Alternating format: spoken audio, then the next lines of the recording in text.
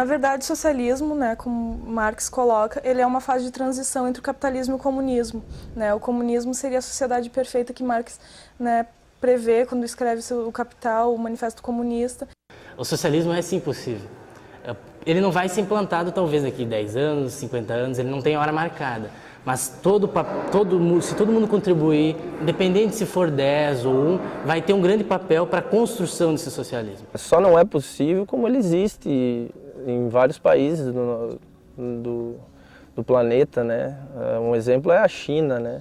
Outro é Cuba, Nicarágua, vários países onde o socialismo ainda existe muito forte, né?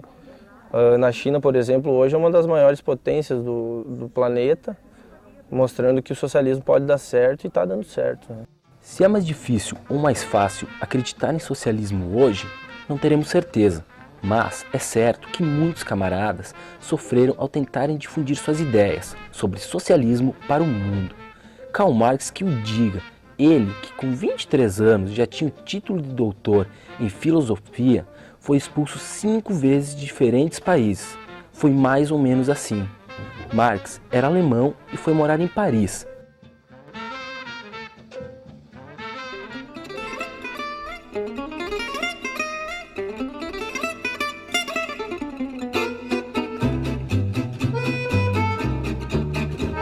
Mas daí decidiu ser revolucionário e foi expulso de lá. Arrumou suas malas e foi para a Bélgica.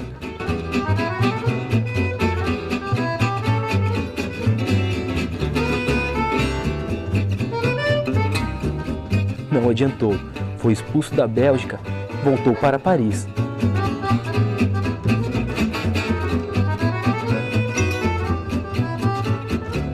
Expulso de Paris de novo, foi para a Alemanha. Também não durou muito.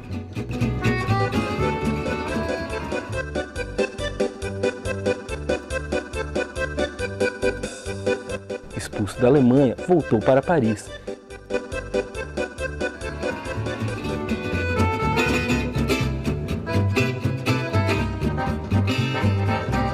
Teve que sair de Paris e resolveu morar em Londres, definitivamente.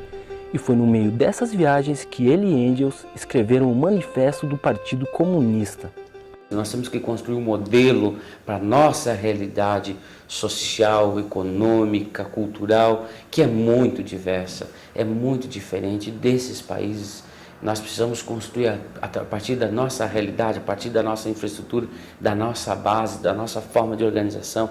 É uma luta, é um enfrentamento contra as ideias hegemônicas e contra as estruturas dominantes.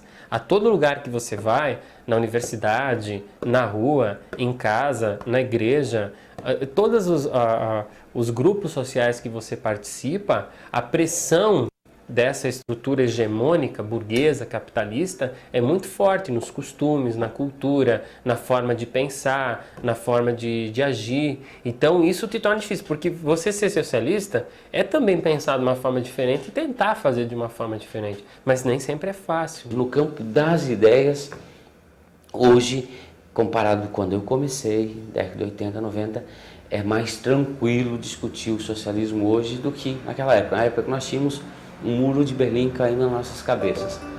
Você não tem juízo, meu filho? Achou familiar essa frase? Pois é, desde que o mundo é mundo, nós jovens escutamos nossos pais reclamando das escolhas que a gente faz.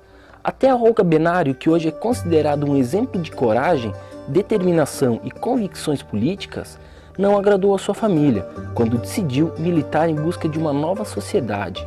Com apenas 15 anos, Olga entrou para a Juventude Comunista, que sua mãe nunca perdoou.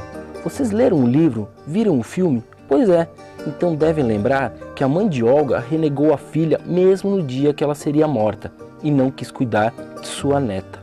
Eu moro só com a minha mãe, né? E eu morava, quando eu comecei também eu morava com a minha irmã. Ela sabe de tudo que acontece, eu conto para ela, assim, eu tenho uma conversa boa, né? Eu conto para ela, ela entende também o meu trabalho, porque assim, às vezes, assim, é muita correria, tipo assim, você não consegue chegar nos horários, ou às vezes você chega 1h30 ou 2 da manhã, daí ela já tá dormindo, assim, daí pra ela, eu acho que fica difícil, porque ela se preocupa também, né? Tenho até uma relação boa, porque até por eles, meus pais, meus avós serem um tanto quanto liberais devido à ditadura, meus pais viram quanto é importante esse direito de liberdade. Então eles acabam cedendo um pouco. E tem no mais que eles também se identificam com a ideologia de partidos da esquerda, embora não seja o PCdoB. É certo que a família pode ser uma influência para que os jovens decidam ser socialistas. Mas e quando a família não tem nada a ver com isso? Se estivesse vivo, João Amazonas com certeza contaria a sua história. Ele nasceu em uma família pobre e desde cedo se rebelava contra as péssimas condições de vida e de trabalho dos operários da sua cidade. Tinha no sangue a vontade da mudança. Aos 23 anos, depois de assistir a um comício, entrou no Partido Comunista do Brasil e aderiu ao movimento. Foi preso diversas vezes pelo seu envolvimento nas ações do partido, entre elas a organização da Guerrilha do Araguaia, o principal movimento de contestação armada ao regime militar. Então, eu não decidi ser socialista do dia para a noite. Eu acho que ser socialista foi uma coisa que foi construída desde pequeno. Eu acho que a participação da minha mãe no movimento estudantil quando eu era pequeno, na universidade. Eu ia com ela para a universidade desde pequeno, meus pais me tiveram muito jovens. Meu pai também estava na universidade. Eu acho que eu tive um contato um pouco com a juventude desde pequeno. Nunca achei estranho jovens se manifestando, se organizando. Mas eu acho que foi em Portugal, quando eu estava jogando bola com 18 anos. Eu não podia sair muito do clube, eu tinha várias restrições. E eu fiquei amigo de alguns jovens que eram do movimento secundarista em Portugal, que eram da União da Juventude Comunista. E quando me entrei numa crise jogando bola, comecei a ver como que era uma vida de comércio, né, ser jogador de futebol. Isso foi me indignando ao ponto de eu desistir do futebol. Eu retornei ao Brasil, disposto a voltar a fazer faculdade, já com um pouco desse espírito, né, de rebeldia, de vontade de fazer algo diferente. Na faculdade eu organizei o centro acadêmico, tive a ideia de fundar o CA, fui o primeiro presidente. Acho que a partir daí, em 2001, que eu optei por ser socialista. Dizer para vocês que para mim ser socialista é uma opção cotidiana.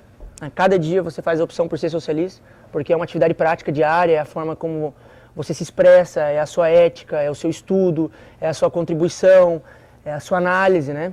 Eu acho que é um pouco disso. Parece que eu nasci já socialista, comunista, né? Mas eu só não tinha descoberto. Porque depois que eu entrei no movimento, eu me encontrei, né? Eu achei que era isso, eu me sinto bem. Em primeiro lugar é isso, eu me sinto bem, eu vejo quando eu vou para a escola, eu me sinto bem, acho que eu estou contribuindo. Além de toda a sua vontade de lutar por mudanças na sociedade, outra palavra que deve constar no dicionário de João Amazonas é resistência. O cara nunca desistia de suas lutas e, se precisasse, e geralmente precisa, esgotava todas as suas alternativas. Como na vez em que foi eleito delegado na União dos Proletários de Belém, que lhe acarretou uma prisão por 15 dias, juntamente com seu camarada Pedro Pomar. Quem disse que eles se abalaram? Para protestar pelos maus tratos, ministravam aulas de marxismo-leninismo aos demais companheiros e realizaram uma greve de fome. Greve de fome? A gente já viu isso por aqui. Depois, no DCE, quando eu já não era mais presidente do DCE, o presidente era o atual vereador Paulinho da Silva, nós fomos expulsos da universidade. Fui expulso uma sexta-feira à noite, estava fazendo uma prova, e aí expulsaram tipo 10 horas da noite, que era para não repercutir, para não dar problema entre os estudantes. Entramos na justiça na época, um mandado de segurança. Incrivelmente, o juiz negou o nosso mandado de segurança para sermos, digamos, reinseridos na universidade. Aí a opção foi a greve de fome, né? Foi uma proposta que eu fiz, e naquele dia eu lembro, na reunião, tinha em torno de 100 pessoas dentro do DCE, né? 100 para mais. Eu disse, olha, eu estou anunciando que estou entrando em greve de fome. Daí o Nilton também anunciou, e aí era todo mundo anunciando, já tinha uns 10, 15 em greve de fome aquele dia, né? Aí eu disse, olha, gente, não dá para todo mundo entrar em greve de fome, senão ninguém vai coordenar o trabalho, né?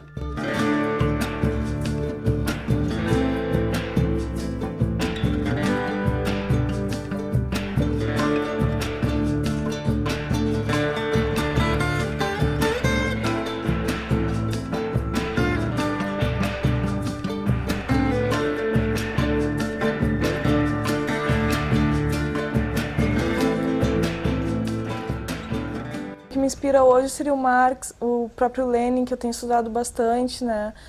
Alguns teóricos nesse sentido, o Engels, né? É o que tem me norteado mais de uns tempos para cá, né? É claro que alguns músicos também eu procuro escutar muito, até porque vai de encontro aos nossos pensamentos, né? Pensamentos da juventude socialista, como é o Zé Geraldo, que a gente acabou participando do show ontem, como vários, né? Lobão, enfim. Tem como mostrar pra gente esse som, assim, que tu escuta? Posso mostrar. Vamos lá, então? Vamos.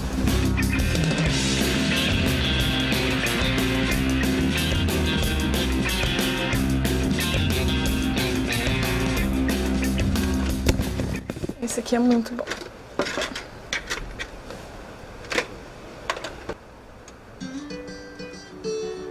Esse aqui é legal. Zé Geraldo. Uhum.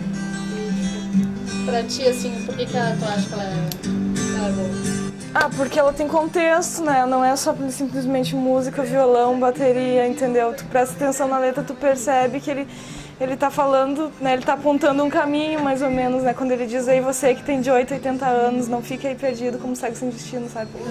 Então, é muito interessante, né? Ele fala que a importância é você pensar, né, no grande líder que tem dentro de você. Então ele fala essas coisas, por isso que é interessante, né? Ele tem contexto, ele tem história, né? Não é simplesmente mídia, não é simplesmente, né, dinheiro. Valério Dutos, delúbios, cuecas e malas. Dá para acreditar num novo modelo de sociedade? Aldo Rebelo que o diga. Depois de 30 anos militando no socialismo, assume a presidência da Câmara dos Deputados, no momento em que um governo de esquerda é colocado à prova.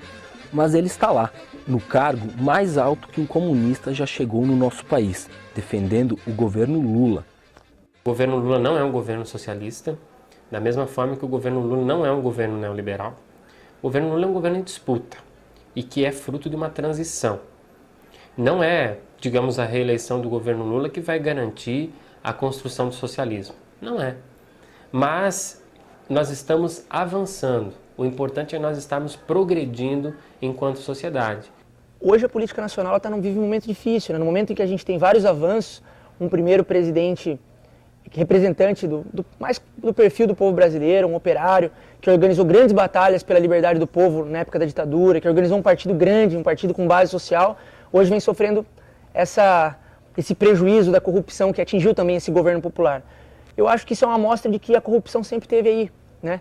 A corrupção ela é institucional, a corrupção está na sociedade e o governo nada mais é do que um reflexo da sociedade. E o que eu vejo é que um governo popular abriu a caixa preta do Brasil. Ele está nas camisetas e nos pôsteres dos quartos daqueles que saem para as ruas em protestos, que montam grêmios nas escolas e centros acadêmicos nas universidades.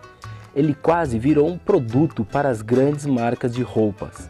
Ele é Che Guevara, um símbolo e inspiração para os jovens socialistas. Um cara que nasceu em 1928 em uma família rica, que se formou em medicina e que nunca participou de uma organização estudantil.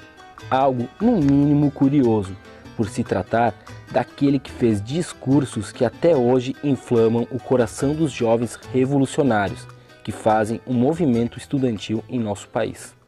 Participar do movimento estudantil é muito massa, né? Desde que eu comecei a participar, eu simplesmente não consigo me desligar, né? Hoje eu trabalho num cargo que ele me dá uma possibilidade de estar acompanhando mais o movimento estudantil e tal, né? Mas já teve momentos que eu trabalhava em uma empresa onde ficava atrás de um balcão que eu não podia, mas mesmo assim eu não me desligava, estava sempre junto nas coordenações, participando, né? O movimento estudantil é uma coisa que te revitaliza a tua vida, né?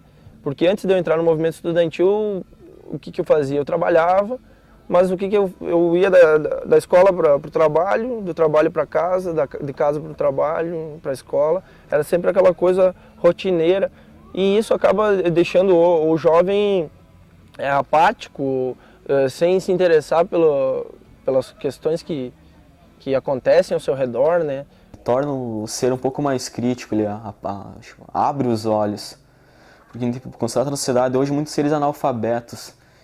O que você construiu hoje que é o quê? Que o cara que sabe ele já não é mais analfabeto, mas eu vejo que não é assim. Muitos leram uma frase de grandes pensadores e acham que compreendem, mas não perceberam a total essência dela. E muitos pensam que é bonito doar uma roupa, vou fazer um ato de caridade, vou doar tal roupa, mas aquela que está velha. Isso a militância também já ajuda tu a conhecer um pouco mais.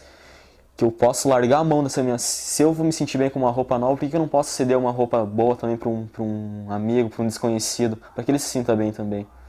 O movimento estudantil ele trabalha um pouco isso. Tu vai vendo as dificuldades, que se você está melhor, tem gente que está pior. Tem gente melhor também, tu pode combater essa elite que vem nos impondo hoje. Tu pode ajudar para tornar um mundo um pouco mais socialista, com distinção de classes, igualitária. Participar do movimento estudantil é uma experiência muito boa. Ela é uma experiência que ela te dá a prática cotidiana de conhecer a sociedade, conhecer as pessoas.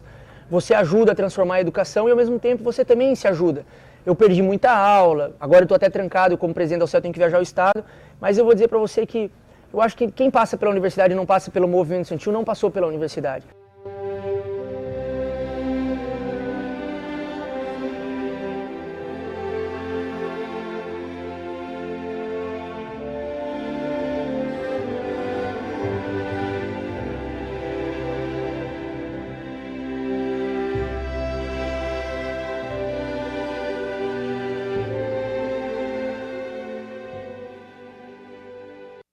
Eu acho que a maior dificuldade realmente é essa, é conseguir atingir o estudante, o jovem, né, e conseguir conscientizar de que é importante ele estar participando também, porque exército de um homem só não faz revolução, né? Então, se o objetivo é transformar a sociedade, a revolução, tu tem que trazer o pessoal para junto da luta. A falta de estrutura para o movimento, muitas vezes ao lado financeiro, que o movimento ele não tem muito da onde arrecadar. Às vezes a gente se doa um pouco mais do que a gente, né, pode. Tem dificuldade, muita dificuldade de se organizar, a gente tem que meio que ir prestando aqui, pedindo aqui, ali. Hoje aqui em Chapecó, né, que eu posso falar, eu acho que no contexto nacional também é bem por aí, é a questão de deslocamento, todo mundo vê o pessoal do movimento estudantil como um bando de baderneiro que está lá para fazer greve, fazer bagunça, né, xingar professor e reitor, essas coisas assim nesse sentido. Então, assim, ele está um pouco desmobilizado, né, desacreditado. Então, essa é a maior dificuldade que tu encontra, porque hoje o jovem, infelizmente, ele está um pouco alienado nesse sentido, né, de realmente fazer alguma coisa pelo país, né, pela sociedade. Persistir sempre, desistir jamais. Esse poderia ter sido o lema do camarada Lenin, uma figura que mudou o destino da Rússia. Foi o primeiro líder socialista a assumir o poder. Ele nasceu em 1870. Era leitor compulsivo e começou a descobrir as desigualdades de seu país com os livros. Lenin viveu na luta e pagou um preço por isso, mas como não era fraco nem nada, não desistiu do que acreditava. Há uma campanha permanente e sutil, feita especialmente pela mídia de massa, para tratar a política e a luta política como inútil, como uma coisa inútil. Você não precisa para a tua vida. Jovem, você não precisa discutir a luta política, a vida política. Isso é inútil. E quando trata da política, só trata da coisa ruim, da banda podre, da corrupção.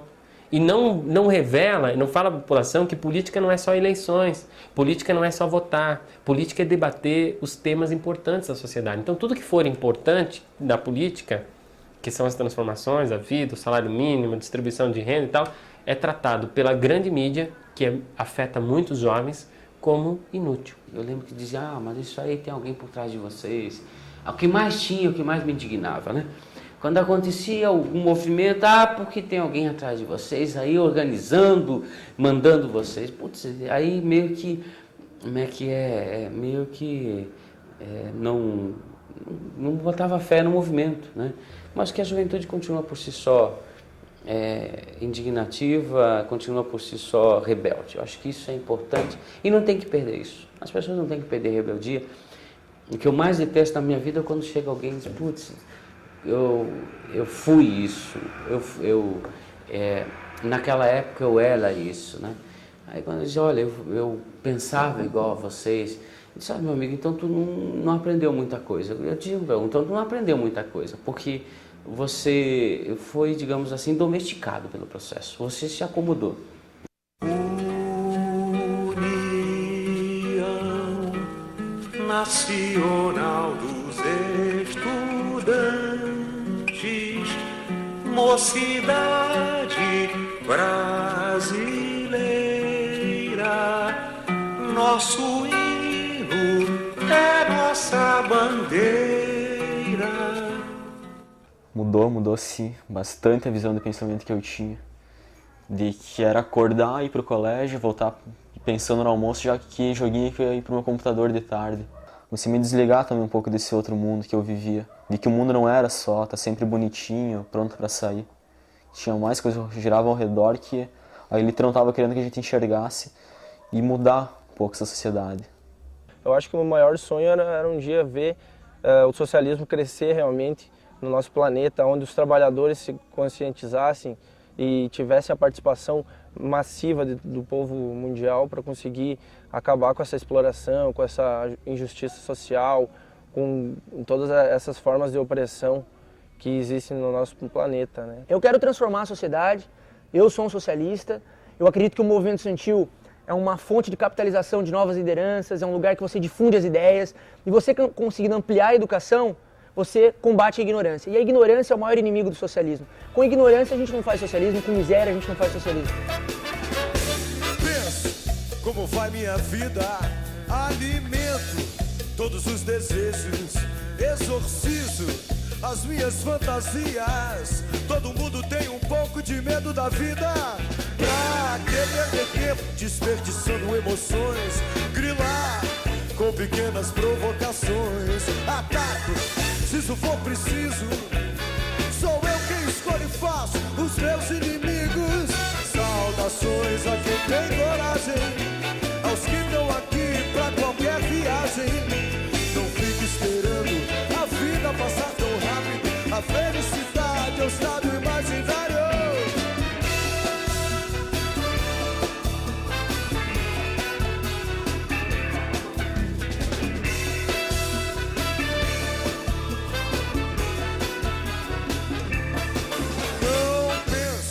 E tudo que já fiz, e não esqueço de quem um dia amei. Eu disperso os dias cinzentos, eu aproveito pra sonhar enquanto é tempo.